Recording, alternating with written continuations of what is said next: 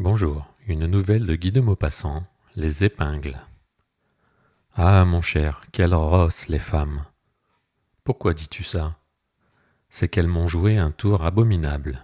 À toi? Oui, à moi. Les femmes ou une femme? Deux femmes. Deux femmes en même temps? Oui. Quel tour! Les deux jeunes gens étaient assis devant un grand café du boulevard et buvaient des liqueurs mélangées d'eau, ces apéritifs qui ont l'air d'infusions faites avec toutes les nuances d'une boîte d'aquarelle. Ils avaient à peu près le même âge, 25 à 30 ans.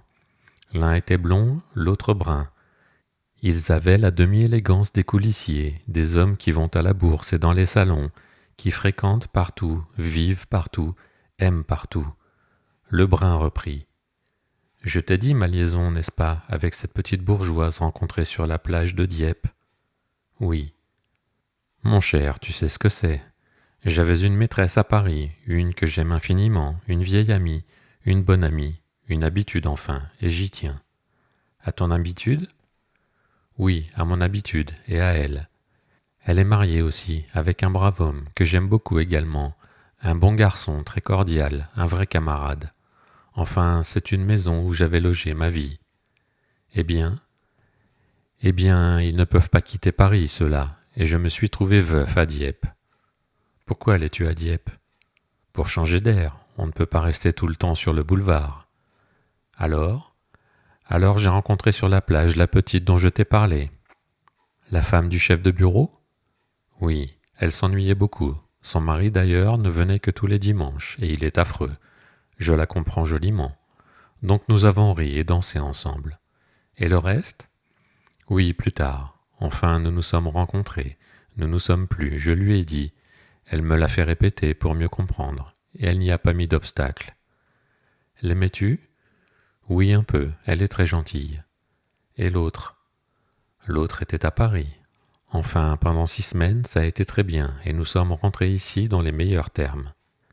Est-ce que tu sais rompre avec une femme, toi, quand cette femme n'a pas un tort à ton égard? Oui, très bien. Comment fais-tu? Je la lâche. Mais comment t'y prends-tu pour la lâcher? Je ne vais plus chez elle. Mais si elle vient chez toi? Je n'y suis pas. Et si elle revient? Je lui dis que je suis indisposé. Si elle te soigne? Je lui fais une crasse.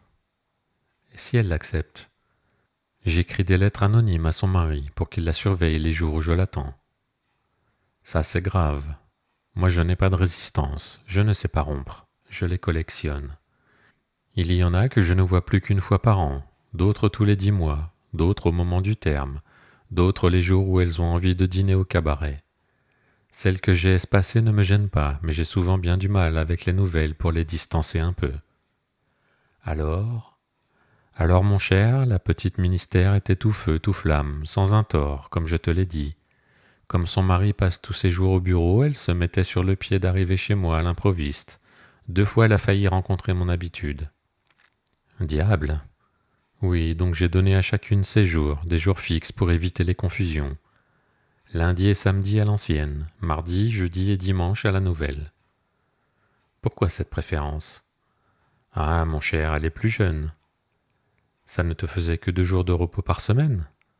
Ça me suffit. Mes compliments. Or, figure-toi qu'il m'est arrivé l'histoire la plus ridicule du monde et la plus embêtante.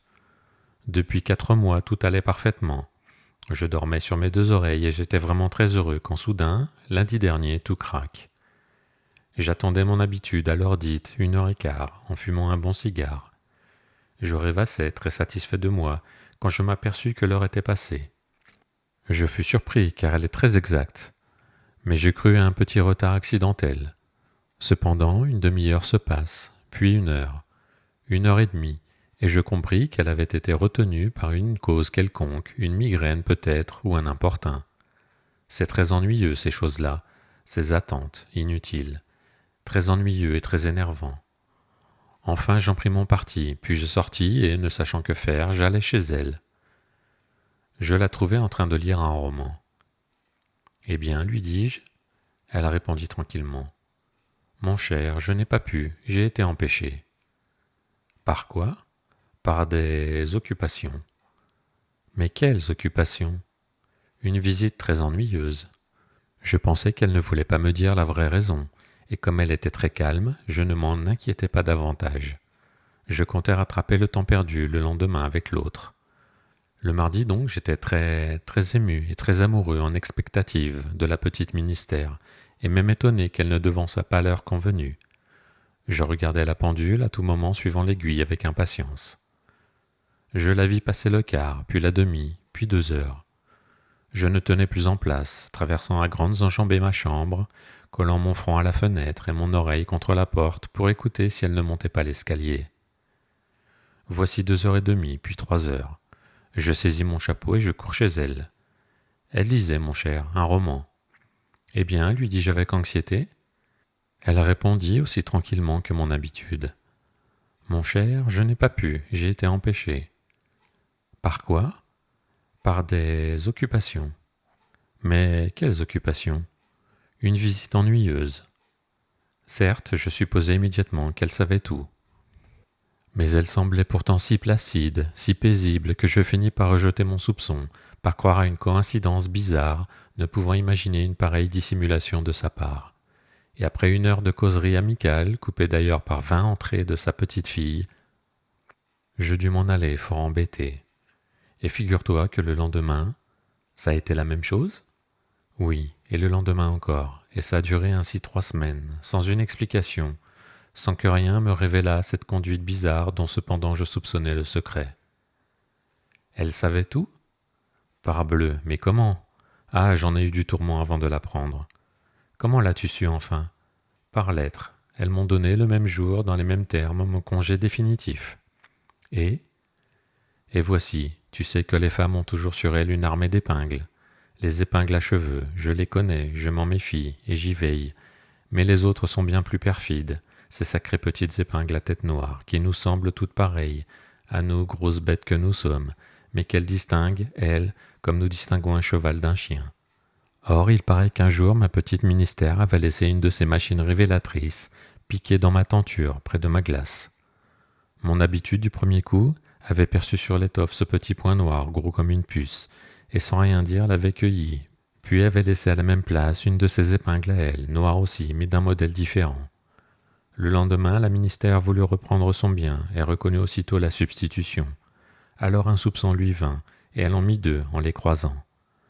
L'habitude répondit à ce signe télégraphique par 3 boules noires, l'une sur l'autre. Une fois ce commerce commencé, elles continuèrent à communiquer, sans se rien dire, seulement pour ses pieds. Puis il paraît que l'habitude, plus hardie, enroula le long de la petite pointe d'acier un mince papier où elle avait écrit « Poste restante, boulevard Malesherbes, C.D. » Alors elles s'écrivirent, j'étais perdu. Tu comprends que ça n'a pas été tout seul entre elles. Elles y allaient avec précaution, avec 1000 ruses, avec toute la prudence qu'il faut en pareil cas. Mais l'habitude fit un coup d'audace et donna un rendez-vous à l'autre. Ce qu'elles se sont dit, je l'ignore, je sais seulement que j'ai fait les frais de leur entretien, et voilà. C'est tout? Oui. Tu ne les vois plus? Pardon, je les vois encore comme amies, nous n'avons pas rompu tout à fait. Et elles, se sont-elles revues? Oui, mon cher, elles sont devenues intimes. Tiens, et ça ne te donne pas une idée, ça? Non, quoi? Grand serin, l'idée de leur faire repiquer des épingles doubles.